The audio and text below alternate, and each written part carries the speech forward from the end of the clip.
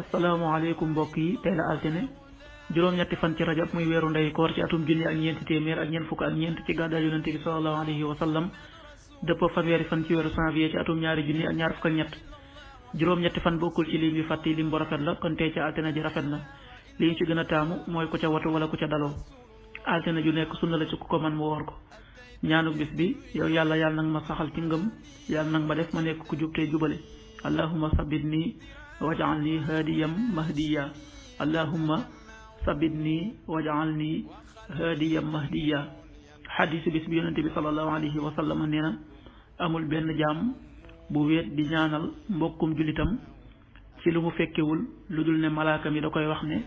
yow it am nga lu toll ne li nga ko ñaanal xadiis bi muslim nettali na ko qaala rasulullahi sallallahu alayhi wa sallam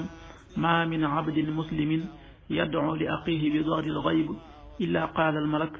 wa laka bi misl rawahu muslim.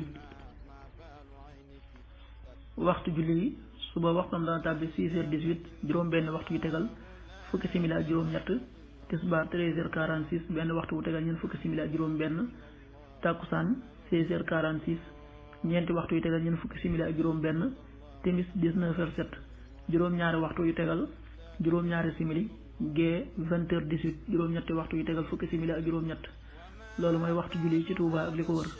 bu fekkee nekkoo Touba soo ko féetee penku ñaar fukk ak juróom-ñaari kilomètre yu ne wàññi benn simili soo ko féetee sowwu ñaar fukk ak juróom-ñaari kilomètre yu ne yokkal benn simili soo ko féetee gànnaar wala Saloum